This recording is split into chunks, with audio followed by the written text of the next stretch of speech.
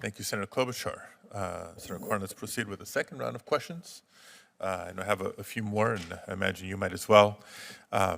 One aspect of the U.S. refugee admissions program that is particularly troubling is how long it can take someone to get through the entire referral and resettlement process, two different stages of it. These people are literally fleeing from wars, environmental disasters, and persecution, and yet it can still take years for them to find a new, safe home in the United States. The State Department has set a goal to try and process and resettle refugees within 6 months from the time they are referred to the program, but currently it's taken 3 to 4 years, sometimes longer. Mr. Sisse, you spent almost 10 years in a refugee camp waiting to be resettled. Can you just describe for the committee what that experience was like, what your time there in the refugee camp was like? Thank you so much, Senator Padilla, and thanks for this hearing today. As I mentioned earlier in my opening, life in the refugee camp is very tough. And I remember when I got into the Gambia and in the refugee camp right in Basse. The camp doesn't have any dedicated place to use when you wanted to go to the toilet. And sometimes we wait at night for you to take a shower when it's dark. And you live in a space about the size of from here to there. You get over 10 to 20 people lived in that space, and it's opened. And the worst part, especially during the raining season, when it rains, imagine you go further down and you use it, a camp that is filled with people. And during rainy season, all the smell, the toilet, it's coming back where individuals are living. And at that time, they are adjacent, not too far from the camp. There was war going on, the customers by Senegal's border.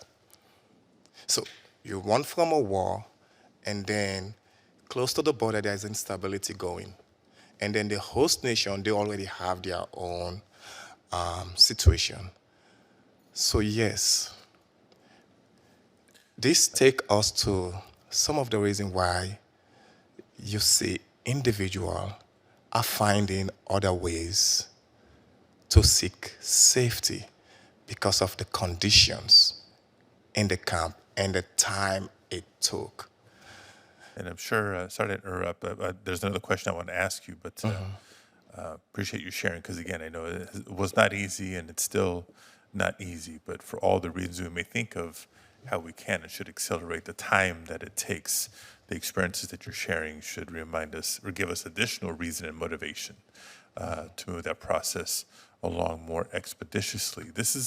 I asked you the question about what it was like while you were waiting. I want to ask my next question of what it was like once you came to the United States. And particularly, you shared some good stories, some not so friendly stories about that time period of integrating, some welcoming families, an instructor who was not very proper. I'll leave it at that. What are some of the biggest integration barriers that you think that refugees face when they arrive into the United States, and how can the federal government address those barriers or challenges so that when refugees do arrive, they integrate more quickly and successfully and can thrive more quickly? Thank you so much. And in my personal experience, the first thing is language barrier, communication, because it is key. And then also having a structure in place where especially those that come here with little children. Like I came here with my wife and my daughter was 6 months old. What it takes away the family dynamics. If I had to go to work during the day, she looks at the child. And then when I come home, she has to go to work. Refugee like us, we wanted to give back in the community, and we wanted to get to self-sufficiency. And I believe access to child care, access to safe and affordable homes, access to an opportunity for you to go learn English, and then having a child care in that process. And I think that goes a long way to help us integrate and at the same time able to contribute back to the nation that gave us this opportunity. And finally, I would say the refugee program, yes, needs to be protected. And then we saw within the last 5 years how that infrastructure has been damaged. And I know personally in Louisiana, career social worker that help refugees and others like us integrate, majority of those, they lose their job because of the low numbers that are coming up. And I believe that low number is so critical.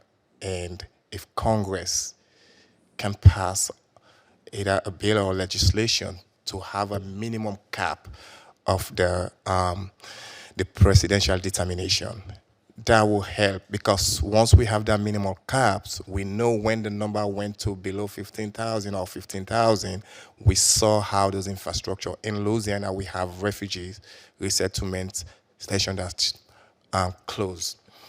Secondly, let's have an equitable pathway to protections. We all see what is happening in Ukraine, and then we saw the response of the administrations. That response can be leveraged across other nationalities as well. What happens to me, it's similar that I'm seeing that is happening in Ukraine. What is happening in the DRC Congo, it's not that much different. What is happening in Ukraine, what happened to the Afghanistan is not different. What is happening in those other parts of the world, including Mali right now. And I believe that equitable pathway to protection will go a long way in protecting that infrastructure in the system. Thank you.